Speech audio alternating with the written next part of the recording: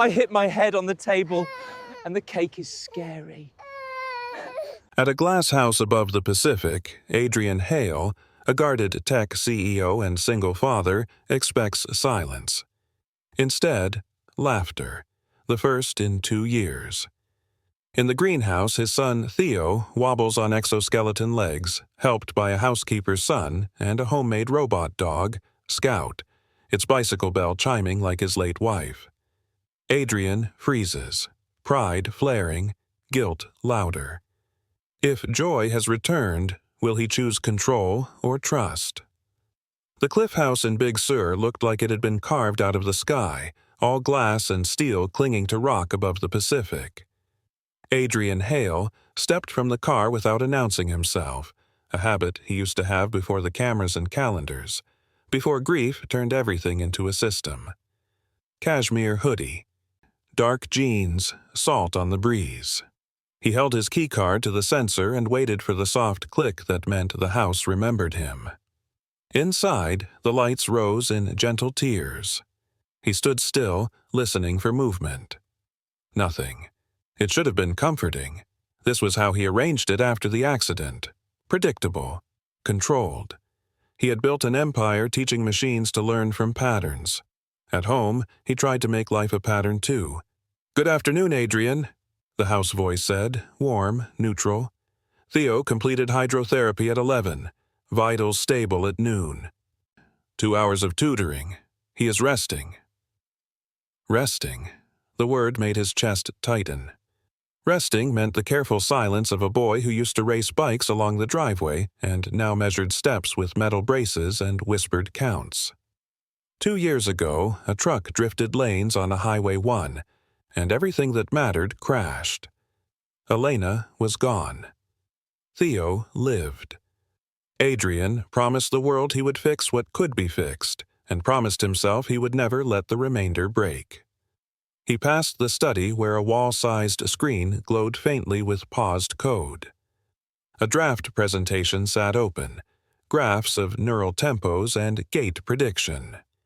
He had canceled his investor dinner tonight with one text. They would live. He wanted to see his son without an audience, without another specialist explaining charts of hope. At the end of the hall, a door opened onto his private lab. The air smelled like solder and lemon oil. On a shelf, tucked behind boxes of sensors, sat a small cardboard rectangle tied with twine. He slid it toward him and lifted the lid. Inside, wrapped in a faded bandana, was an old bicycle bell. Elena had loved that sound. Bright, silly, not at all like the precise tones that ruled his days. He touched the cool metal, then set it back. He had promised himself he would not cling to talismans. Symbols do not repair bones. People do, with work. He checked the exoskeleton rack. The harness Theo used was charging. Status lights gently pulsing. The newer frame, the one with better hip rotation, waited like a quiet promise. He pictured Theo's face when they strapped it on the first time, the way his eyes searched Adrian's for permission to hope. "We'll go slow," Adrian had said. "We'll win by being careful." Careful had become the house rule. He crossed the living room where ocean light pooled on the concrete. The greenhouse stretched beyond the glass like a clear ship, all beams and breath, plants climbing toward the ceiling. He had built it for Elena. After she died, he kept it for Theo, telling the boy it would be their steady room, their green heart. For months, it held exercises and silent nods. Joy had been rationed, like power during a storm. He glanced toward the kitchen. A single mug sat on the counter. Someone had brewed cinnamon tea. Rosa must still be on shift. He trusted her mostly. She kept the house soft around the edges. Her son, Leo, sometimes read in the mudroom while his mother worked, all elbows and curiosity. But Adrian had set boundaries.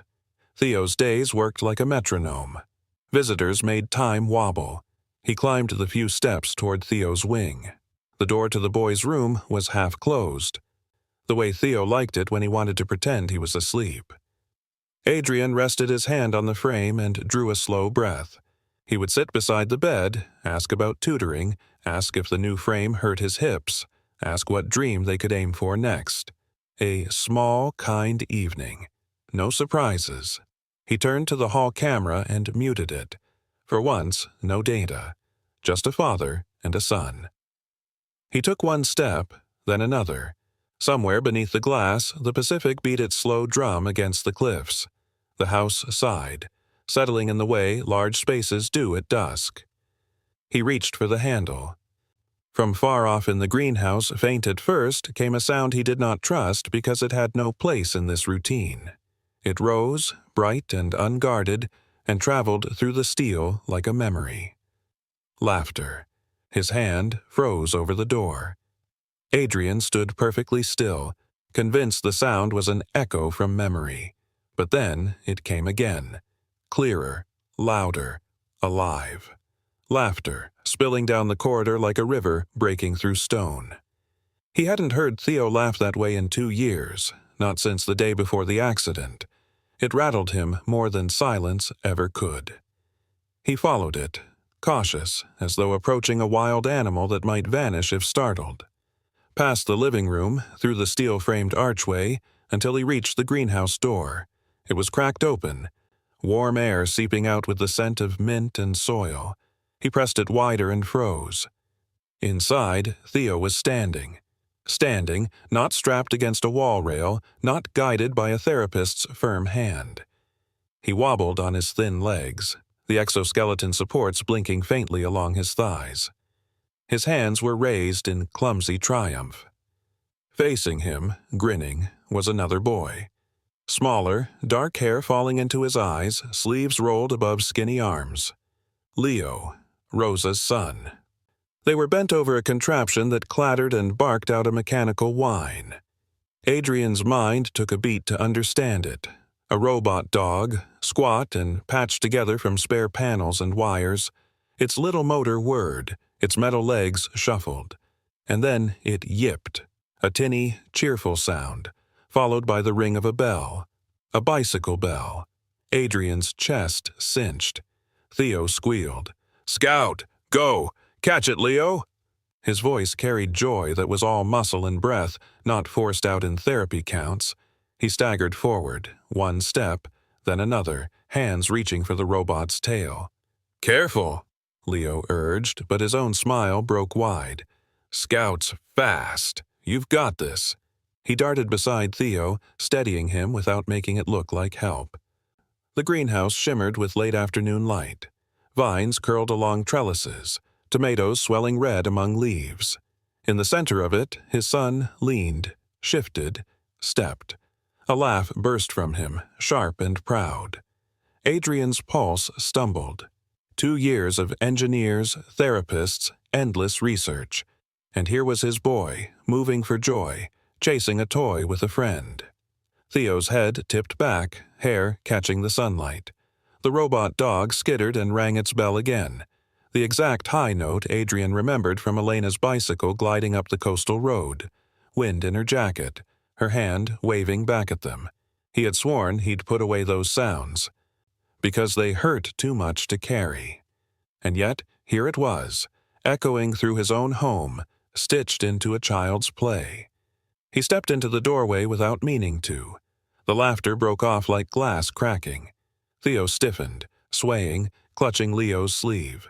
Scout clattered to a halt, the bell chiming once before silence. "Dad!" Theo's voice shrank into itself, uncertain. His legs trembled, the exoskeleton shifting under his weight. Adrian's throat worked, but words didn't come. He was staring at the bell, gleaming silver against the robot's back. Elena's bell. Impossible, and yet there. His hand clenched the doorframe until his knuckles whitened. Leo glanced at him, jaw tightening as if bracing for scolding. "Sir, we didn't mean—" His voice was small but steady, carrying more courage than his years. Adrian took a breath too sharp, almost a gasp. The symbol burned through him. Elena's laugh, Theo's eyes, the ache of everything he thought he could engineer into order. His son's joy, bought not with technology, not with money, but with friendship and a makeshift toy. Still, pride struck harder than tenderness. His voice lashed out before his heart could catch it. "What is going on here?"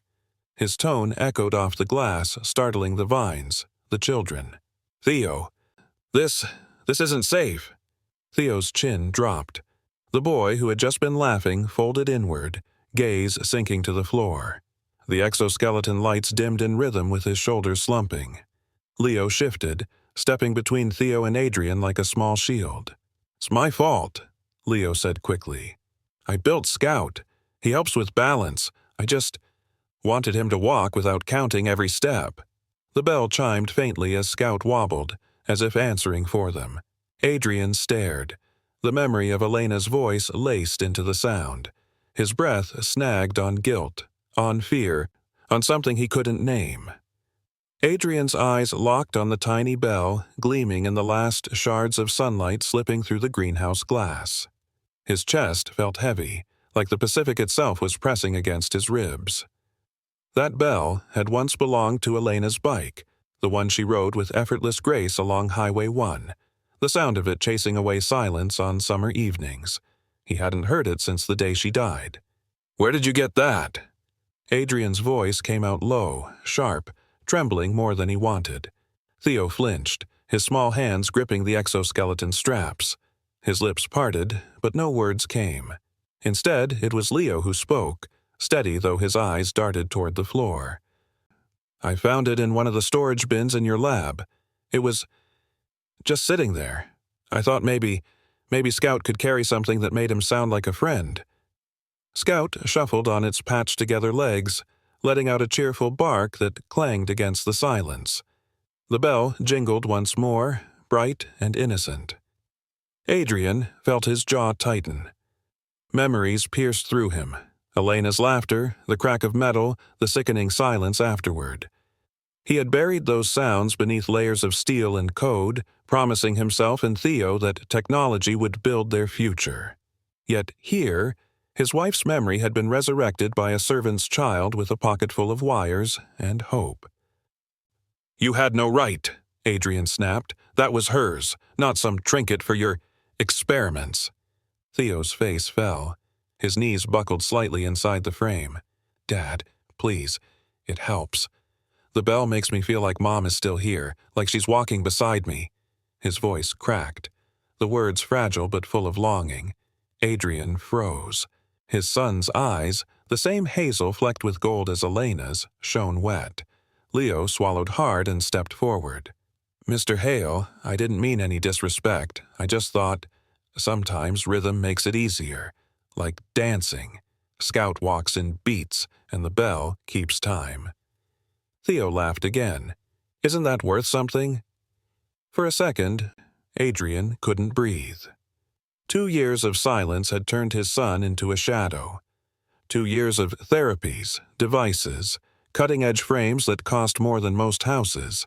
Yet it was a boy with bare sneakers and grease-stained fingers who had coaxed laughter out of Theo. But pride was a stubborn wall. "This is not a playground," Adrian barked. His voice echoed harsh against the greenhouse glass. "Theo is not your project. I don't hire staff for their children to meddle in my son's rehabilitation." Theo's eyes went wide, then dulled. He let go of Scout's back and the robot stumbled, its bell giving one last soft chime before silence. He turned his face away, tears streaking down his cheeks. "Dad." His voice was barely a whisper. "I just wanted to feel like me again." The words split Adrian's chest, but instead of softening, he clenched tighter, as if admitting weakness would undo him completely. "Enough," Adrian said, more to himself than them. He turned sharply toward the door. "Rosa will hear about this. And Scout, whatever that thing is, will be dismantled by morning." Leo stiffened, shoulders rising. He opened his mouth to protest, then stopped. His hand reached back, finding Theo's trembling fingers, squeezing them gently. Theo didn't look up. He just clung to Leo's hand, silent tears dropping onto the greenhouse floor. Adrian walked out, each step heavy, each echo louder than the last. The laughter that had startled him awake moments ago was gone, buried beneath the weight of his own pride. In his study, he poured a glass of water, but it shook in his grip. He sat, staring at the untouched drink, hearing the faint ghost of a bell. His hand drifted toward the phone. A thought formed, one he didn't want to admit. Had he just witnessed the only real progress Theo had made in 2 years? His thumb hovered over a contact. Not a therapist, not an engineer, a private investigator. The night pressed in heavy, waves battering the cliffs below as Adrian sat in his dimly lit study. The glow of his screen reflected against the glass wall, a faint mirror of a man who looked more haunted than powerful. His fingers drummed against the desk, each tap echoing the accusation that he had lost control. He had spent years building the most advanced robotics empire in the world, machines that could outthink, outlearn, outlast. Yet his own son's first real laugh in years had come not from his innovations, but from the tinkering of a servant's boy. Adrian opened his phone, scrolled past old contacts, and stopped on one name: Peter Crane. A discreet investigator he had used before, efficient, silent. He typed a brief message. Background check. Rosa Alvarez and her son, Leo. Report ASAP. Then he set the phone face down, as if hiding the act would make it less real. The door creaked. Rosa stood there, hands folded, her face calm but cautious. "Senor Hale, you wanted to see me?" Adrian's gaze sharpened. "Yes. Sit." She crossed the room, perching lightly on the edge of the chair. Years of service had given her a posture of quiet endurance, but her eyes carried a mother's steel. Adrian leaned forward. "Why was your son in the greenhouse with Theo tonight? And don't tell me it was by accident. I want the truth." Rosa's hands tightened in her lap. "Theo asked for company. He has been so lonely. Leo, he just wanted to help." "Help?" Adrian's voice rose.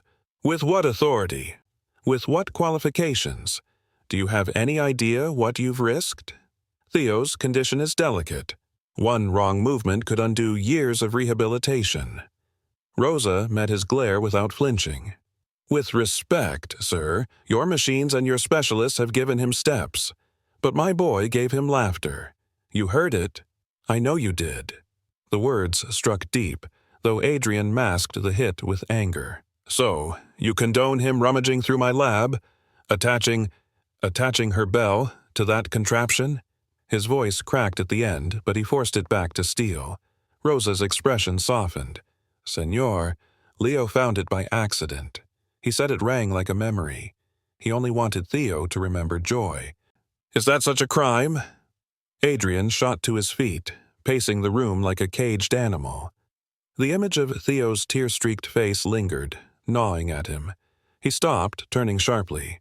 "From now on, your son stays out of the labs, out of the greenhouse, and away from Theo's therapies. Do I make myself clear?" Rosa stood slowly, her voice firm but quiet. "Yes, sir. But let me tell you something. My Leo doesn't see Theo as weak. He sees him as a boy who can still play, who can still dream. Maybe that's the medicine you've been missing." Her words left a sting in the silence after she left. Adrian dropped back into his chair, palms pressed over his eyes. He told himself it was discipline, structure, control, that he was protecting Theo from harm. Yet beneath that armor, guilt gnawed. His phone buzzed. A message from Crane. "Understood. We'll begin at once." Adrian didn't reply. He stared out to the glass wall at the dark Pacific, the horizon swallowing the last of the light. Somewhere in the greenhouse, Scout sat silent, its bell still. Theo, likely curled in bed, carried the weight of disappointment heavier than any brace. For the first time in years, Adrian wondered if he had just made the greatest miscalculation of his life. Morning light spilled across the cliffs, casting long shadows into the house that felt more like glass and silence than home. Adrian woke unrested, his mind replaying the image of Theo's bent shoulders, Leo's defiant stare, and the bright jingle of that bicycle bell. He had buried himself in work until dawn, drafting code he didn't even remember writing. By 7, Crane's first report was waiting in his inbox. Precise, clinical, stripped of humanity. Rosa Alvarez, 42, single mother, no criminal history, works for you since 2015. Son, Leo Alvarez, age 11. Gifted in mechanics, no disciplinary records. School files note advanced problem solving, limited resources. Teachers describe him as protective, unusually empathetic. Adrian skimmed, jaw tightening. No threat, no hidden scandal. Just a boy with curious hands and a mother with tired eyes. He closed the file, feeling more unsettled than before. Downstairs, the sound of dishes clinking carried from the kitchen. He found Rosa packing Theo's breakfast tray. Pancakes cut into small squares, strawberries on the side. She looked up, startled, then straightened. "Good morning, Senor Hale." "Where's Theo?" Adrian asked. "In his room," she said softly. "He refused breakfast. Said his stomach hurt." The answer landed heavy. Theo never skipped pancakes. Adrian's feet carried him down the hall before his pride could stop him. He paused at his son's door, knocked gently. "Theo, it's Dad," a muffled voice answered, flat. "I'm tired." He pushed the door open. Theo lay curled in bed, the exoskeleton leaning unused against the wall. The boy's face was pale, eyes rimmed red. "Did you sleep?" Adrian asked carefully. Theo shrugged without looking up. Adrian sat on the edge of the bed, unsure how to bridge the gap. He reached for the folded blanket, smoothing it, though it didn't need smoothing. "About last night," Theo's voice cut through, small but fierce. "Are you going to take Scout away?" Adrian faltered. "Theo, it's not safe. That machine. It's not just a machine." Theo's head snapped up, eyes blazing.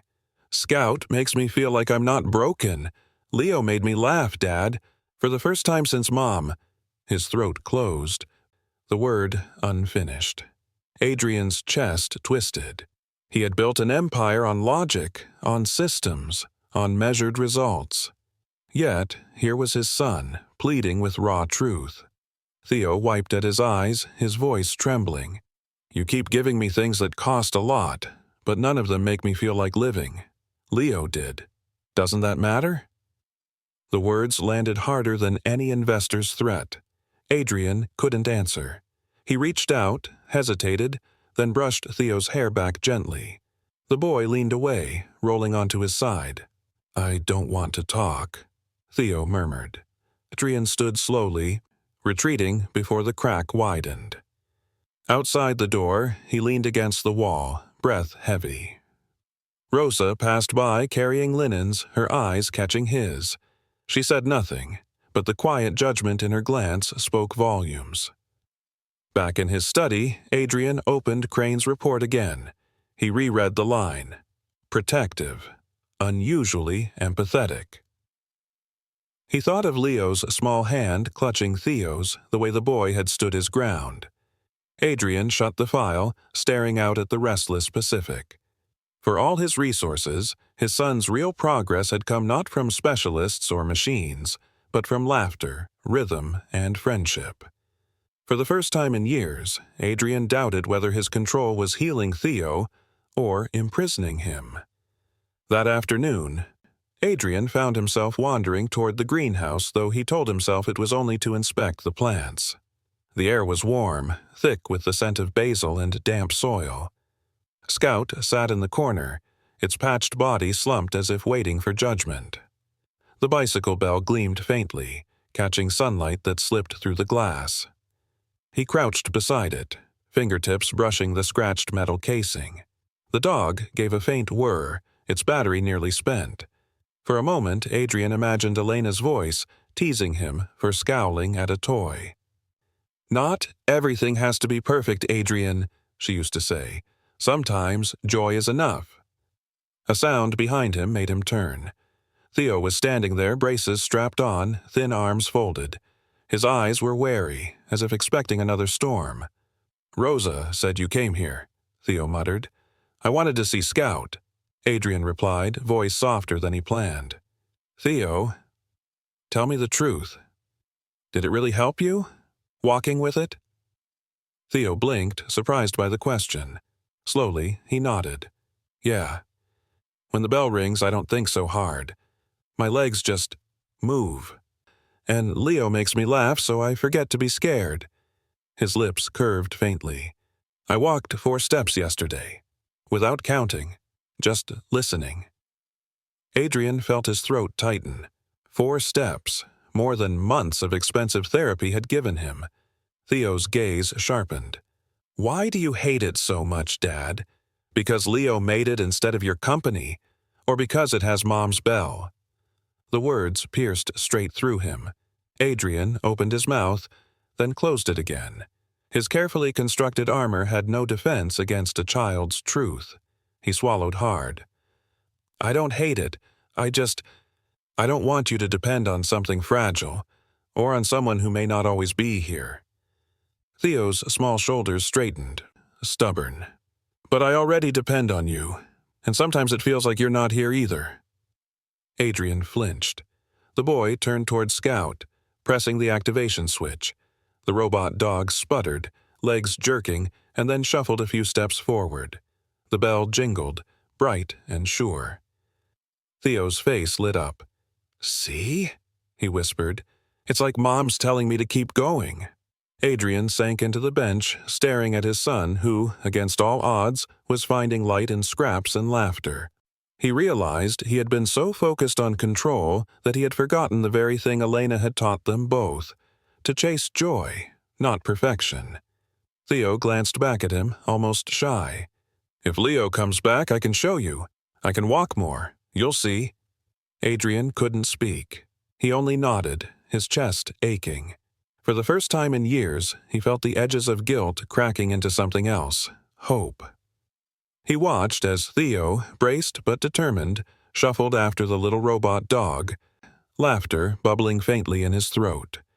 Each step rang with the bell, and with a truth Adrian could no longer deny.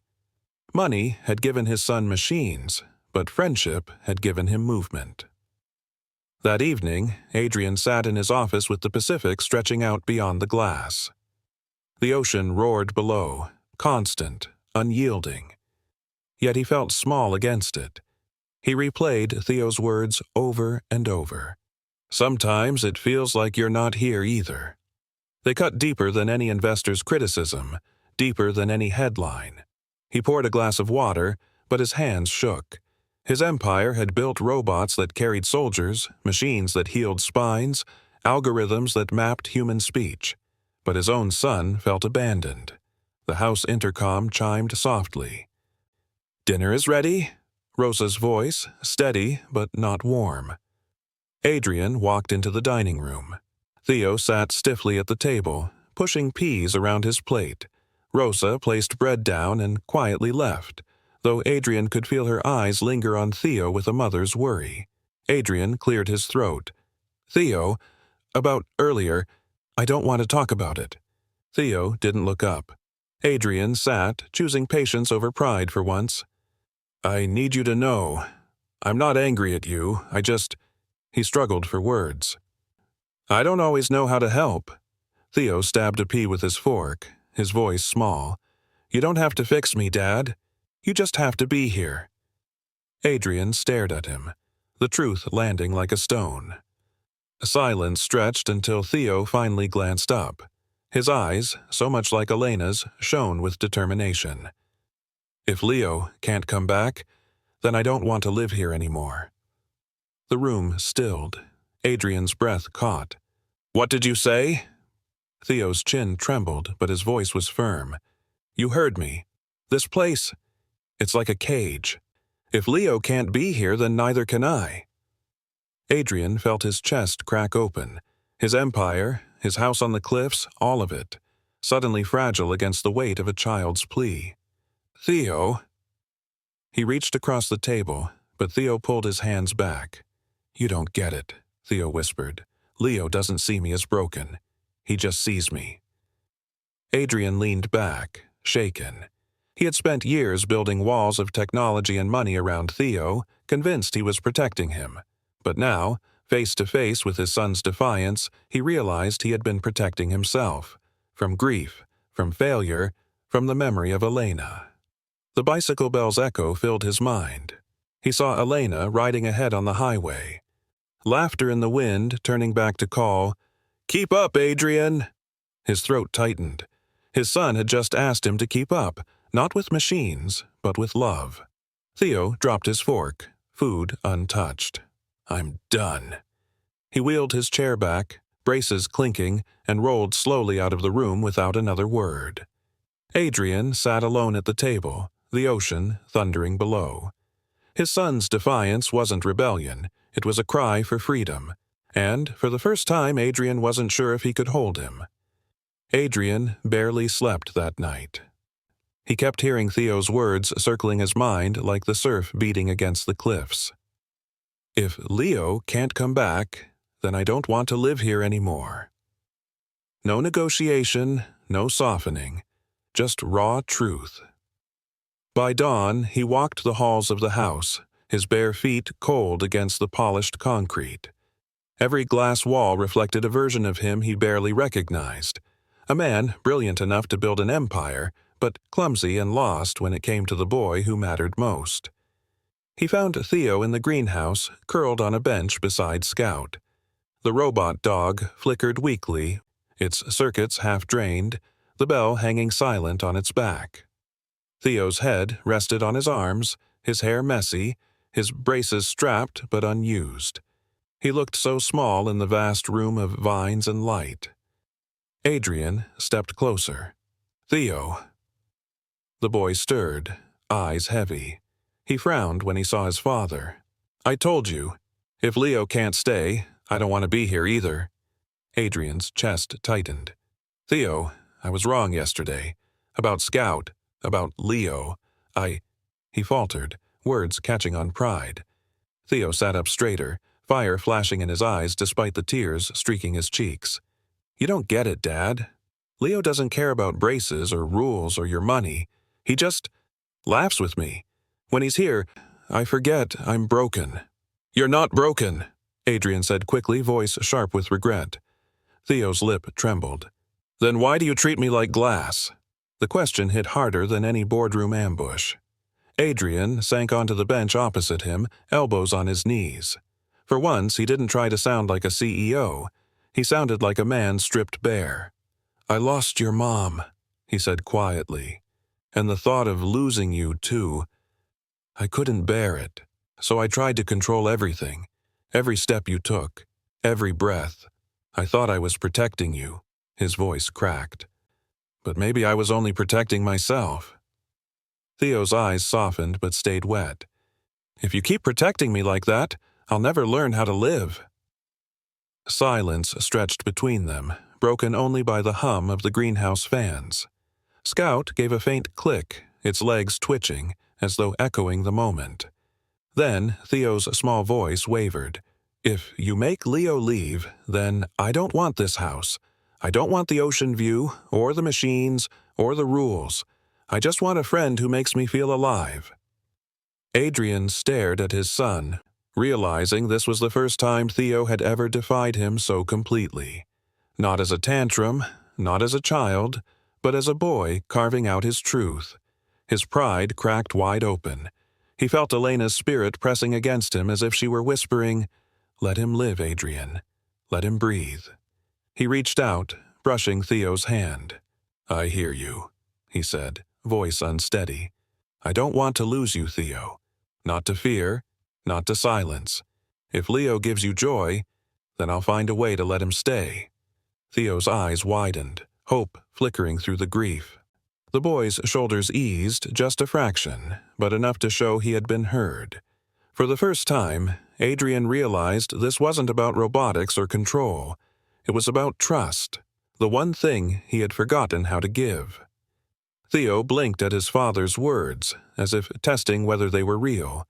The boy's thin fingers curled tighter round Scout's metal ear, and the bell jingled faintly, fragile yet insistent. Before Adrian could say more, the greenhouse door creaked. Leo slipped in, clutching a small box of batteries, his dark eyes darting between father and son. "Rosa said Scout was dying," he murmured. "I came to fix him." Adrian straightened, instinct tightening his jaw, but Theo leaned forward urgently. "Dad, please, let him stay. Just for a little while." Adrian hesitated, then nodded once. Leo's face lit up with relief. He knelt beside Scout, pried open the casing, and slid in a fresh cell. The robot dog whirred back to life, legs twitching, bell ringing bright again. Theo laughed, a shaky but true sound. Adrian's heart squeezed. It was the very laugh he had tried to buy with tutors and machines, and failed. Theo pushed himself upright with the exoskeleton supports, his breath uneven. "Leo, walk with me." Leo took his hand without hesitation. Together, they took a step. Then another. Scout shuffled ahead, bell ringing like a metronome of courage. Theo's knees shook, but he held firm. His voice wavered, filled with something Adrian hadn't heard in years. Triumph. "Dad, look!" Adrian's eyes burned. He watched his son, his fragile, stubborn son, walk 5 full steps with only Leo's hand to steady him. When they stopped, Theo was trembling but grinning wide. "I told you, Dad. I can do it." Adrian swallowed. Words stuck in his throat. Before he could speak, Leo turned, voice steady despite the fear in his eyes. "Mr. Hale, Theo's not broken. He just needed someone to believe in him." The words cut deeper than steel. Adrian's pride, his walls of control, shook under the weight. He saw Elena's face in memory, the way she used to say, "Don't treat life like a lab. Let it surprise you." Theo squeezed Leo's hand and whispered, "Don't leave me." Leo looked at him, firm. "I won't. You're my friend." The bell rang again, soft but clear, like Elena's voice carried in the sound. Adrian's anger finally collapsed. His knees hit the floor beside them. His eyes glistened as he reached out, touching Theo's shoulder.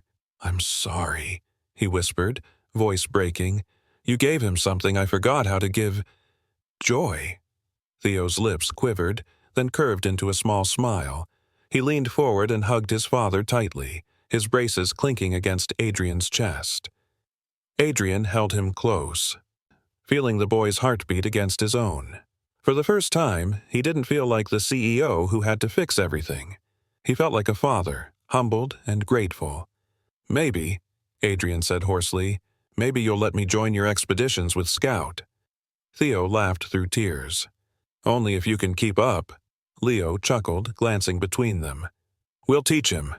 The three of them knelt together on the greenhouse floor, the robot dog circling clumsily, its bell jingling like a promise. For the first time since Elena's death, the house above the Pacific wasn't filled with silence. It was filled with laughter, fragile, resilient, alive. The next morning, Adrian woke to a sound he hadn't heard in years.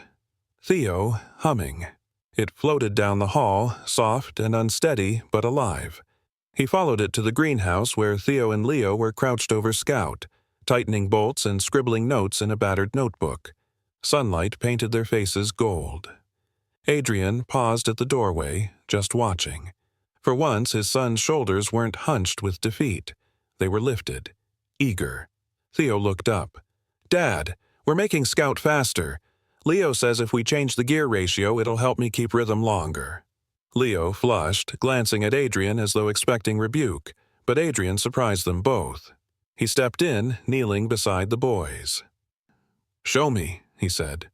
Theo's eyes widened. You want to help?" "I want to learn," Adrian corrected.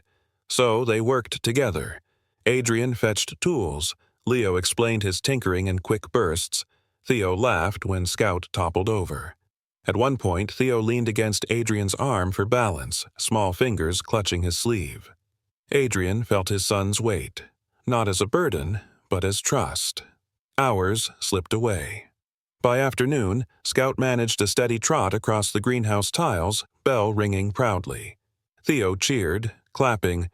nearly losing balance before Adrian caught him. The boy laughed harder, not afraid of falling. That night, Rosa found Adrian at the kitchen counter, rolling the bell between his fingers. "Senor Hale," she said gently, "I've seen many men with power, but your son doesn't need a king. He needs a father who laughs with him." Adrian's throat tightened. "I'm trying." "I know," Rosa said simply, "and he sees it." But the world outside the glass walls was not so kind. By the weekend, a photograph surfaced online. Theo in braces, laughing beside Leo, Scout in front of them. A paparazzi drone had caught it through the greenhouse windows.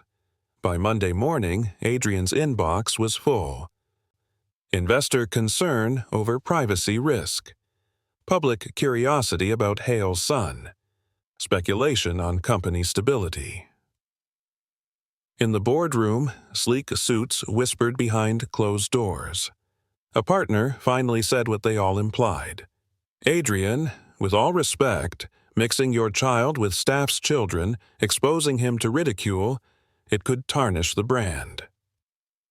Adrian sat at the head of the long table, silent, the bicycle bell in his pocket pressing against his palm. He could feel the weight of choice. His empire or his son's laughter. That evening, Theo asked innocently, "Dad, will Leo still come tomorrow?" Adrian looked into those hopeful hazel eyes, and he knew the answer would define not just his company, but his family. The board's words rang in Adrian's head like static as he stood at the window of his cliffside office, the Pacific boiling beneath him. Tarnish the brand. Reputation risk. Instability. The language of fear, not vision. He had built Lattice Mind by defying those very voices, but now they threatened the one thing he couldn't afford to gamble with, Theo's fragile joy. That night at dinner, Theo asked again, fork hovering midair, "Dad, Leo's still allowed to come, right?" Adrian looked at him across the table. His son's face carried both hope and dread, as if bracing for another disappointment. Adrian's pulse hammered. "Theo," he said carefully, "some people think it's unusual for you to spend so much time with him." Theo's brow furrowed. "Unusual? Because he's not rich like us?" The words sliced deep. Adrian opened his mouth, but Theo pushed on, his voice rising. "Do you care more about your company's image than me? Because if you do, maybe I don't belong here either." The silence that followed was unbearable. Rosa's hands shook as she collected plates. Even Scout whirred uncertainly, the bell clinking once like a verdict. Later, Adrian found himself in the study, staring at Elena's framed photograph. Her smile seemed to demand an answer. The next morning, he made his decision. Instead of retreating into secrecy, Adrian called a press conference. The reporters gathered in a glass atrium, cameras flashing as the billionaire CEO took the podium. But instead of unveiling a new AI prototype, he gestured to the side. Theo appeared, braces strapped, holding Leo's hand. Scout trotted between them, the bell jingling with each step. The crowd gasped, shutters clicked furiously. Adrian's voice was steady, but his chest burned with nerves. "You've asked about my son. About what he means for this company. Here's the truth. Technology can advance human possibility, but friendship, compassion, advances the human soul. My son has taught me that, and his friend reminded me of something I forgot. Laughter heals faster than any algorithm."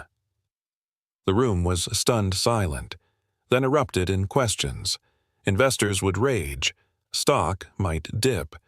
But in Theo's eyes, shimmering with pride, Adrian saw the only metric that mattered. That night, he tucked Theo in, the boy smiling drowsily.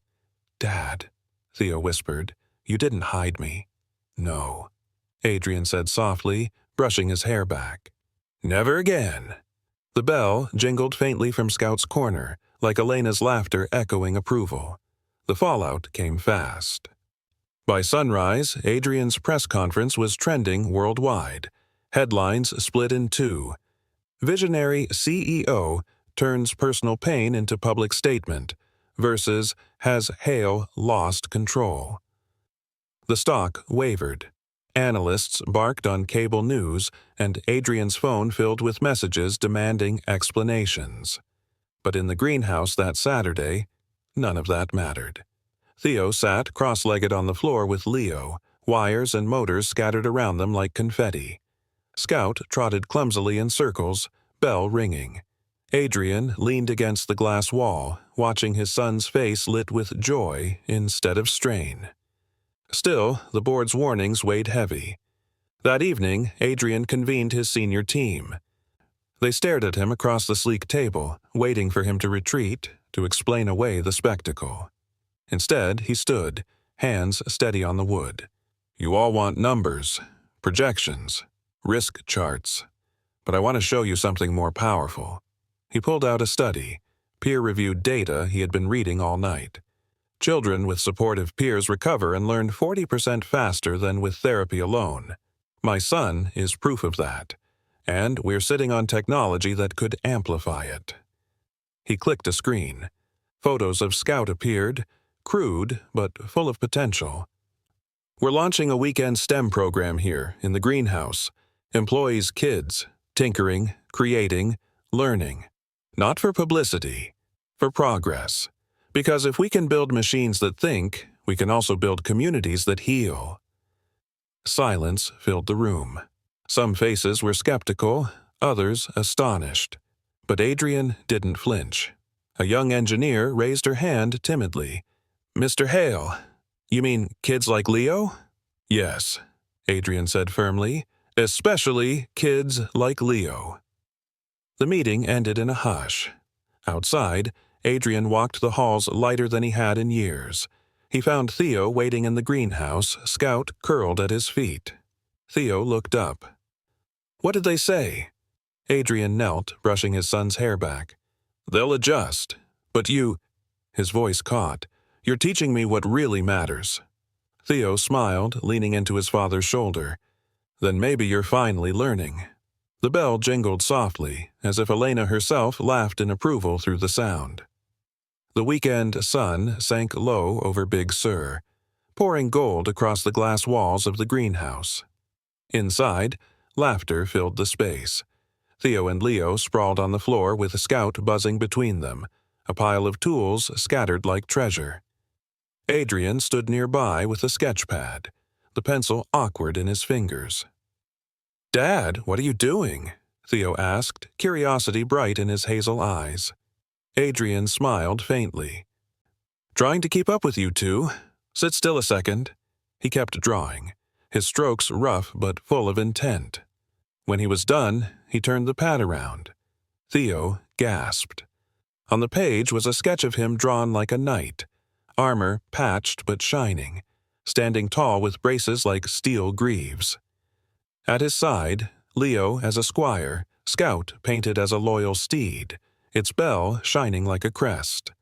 Theo's mouth fell open. That's me? That's you, Adrian said softly. He tore the sheet free, slipped it into a frame, and handed it to his son. Every knight needs a story. And my condition, he added with a grin, is sometimes you teach your old dad how to play. Theo laughed, the sound spilling warm and bright, stronger than any sound Adrian had heard in 2 years. Leo chuckled too, nudging Scout so the bell jingled, like applause. Rosa stood in the doorway, hand pressed to her lips, eyes glistening. She had never seen the house alive like this, never seen her son belong so naturally in a world of glass and steel. Adrian looked around the greenhouse, watching vines sway in the last light. He thought of all the prototypes, the algorithms, the sterile boardrooms, and realized this was the truest invention he had ever built, a space where his son could laugh without fear. Theo hugged the frame to his chest, whispering, "Thank you, Dad." Adrian knelt, pulling him into an embrace. For the first time in years, the hug wasn't fragile, wasn't tentative. It was fierce, alive, a promise. The sun dipped, shadows pooling like velvet, and the glasshouse filled with a sound stronger than any AI algorithm, family laughter, carrying into the night. Weeks later, the mansion on the cliff no longer felt like a museum of silence. The greenhouse became a heartbeat, children of employees tinkering beside Theo and Leo, Scout darting between tables as the bicycle bell rang like a chorus of resilience. Adrian stood by the glass wall, investors trailing nervously behind him. They whispered about costs, about risks, but he silenced them with a simple truth. This is the future. Not machines without souls, but machines that give children courage. Theo moved across the floor, braces gleaming, Leo steady at his side. He took 6, then 7 steps, laughter bubbling out as Scout barked. The bell rang clear, and Adrian felt tears press hot at his eyes. That night, alone with his son, he placed the framed night sketch on Theo's nightstand. The boy traced it with a smile, eyelids heavy. "Dad?" Theo murmured. "Yes?" "You didn't forget any more." Adrian brushed his hair back, voice low. "No, Theo. I remember now. Leadership isn't about control. It's about trust and love." Theo's breathing slowed into sleep, the frame glowing faintly in the moonlight. Adrian sat there a long while, Scout curled at his feet, the bell jingling once like Elena's laugh carried on the wind. In the months that followed, Lattice Mind shifted its mission. The empire of algorithms bent toward a new horizon, technology that empowered children, that built communities, that carried joy as much as data. But for Adrian, the truest wealth was not the company's soaring value. It was this: the smile on his son's face, the warmth of a boy who had defied him, and the echo of a bell reminding him that love, not control, was what helped us all to walk again. The richest thing he owned was not his glass mansion on the cliff, nor the empire he commanded, but the laughter of a boy who remembered how to live.